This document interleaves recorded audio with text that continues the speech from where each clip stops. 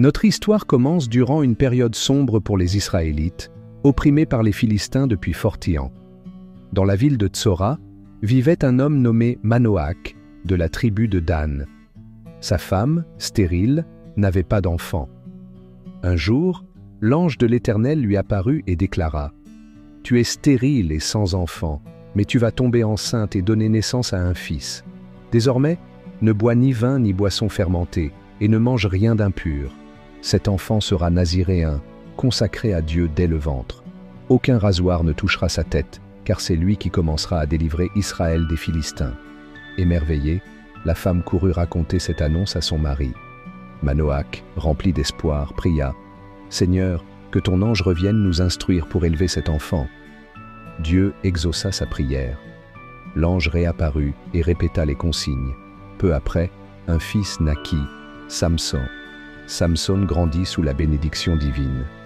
Un jour, alors qu'il se rendait à Timna, il remarqua une jeune Philistine et décida de l'épouser.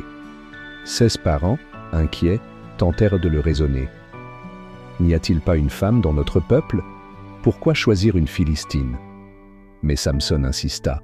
« C'est elle que je veux. » Ils ignoraient que cela venait de Dieu, qui cherchait un prétexte pour affronter les Philistins. En chemin, un lion attaqua Samson.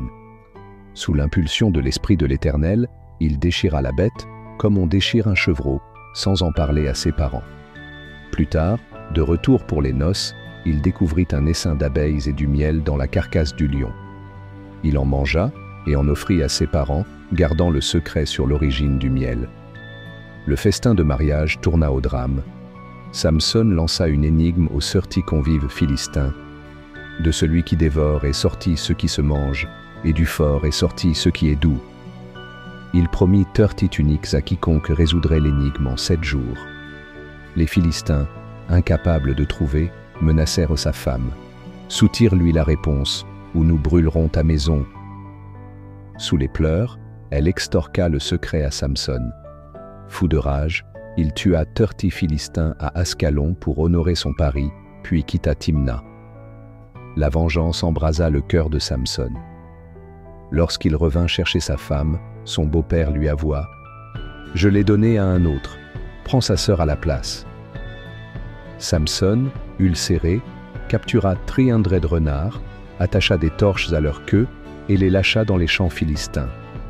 Les récoltes, les vignes et les oliviers partirent en fumée. Les Philistins, découvrant son rôle, brûlèrent vifs sa femme et son beau-père. Samson jura : « Je ne m'arrêterai qu'une fois vengé. » Il massacra des soldats, s'enfuit dans une grotte, puis fut trahi par les siens. 300 hommes de Juda le livrèrent aux Philistins, liés avec des cordes. Mais à l'Échi, l'Esprit de Dieu le saisit. Les cordes se rompirent comme du lin brûlé. Saisissant une mâchoire d'âne, il tua 1000 hommes, déclarant : « Avec une mâchoire d'âne, je les ai réduits à l'état d'âne. » Sa chute vint d'une femme, Dalila. Les Philistins la payèrent pour découvrir le secret de sa force. Après 3 tentatives, cordeau, métier à tisser, rasage, Samson céda. « Ma force vient de mes cheveux, jamais coupés depuis ma naissance. » Dalila le trahit. Les Philistins lui rasèrent la tête, le capturèrent, lui crevèrent les yeux et l'emmenèrent à Gaza, où il tourna une meule, humilié. Mais ses cheveux repoussèrent. Lors d'une fête en l'honneur de Dagon, les Philistins exhibèrent Samson. Aveugle, il murmura : « Souviens-toi de moi, Seigneur, donne-moi une dernière force. » Appuyé contre les colonnes du temple, il cria : « Que je meure avec mes ennemis. » Et il écroula l'édifice, tuant plus de Philistins dans sa mort que durant sa vie.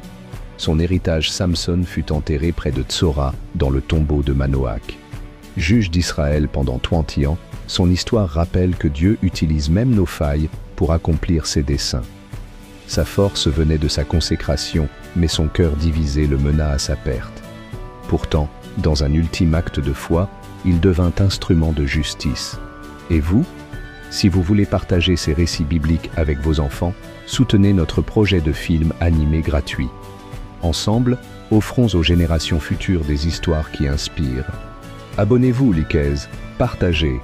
Merci d'être là.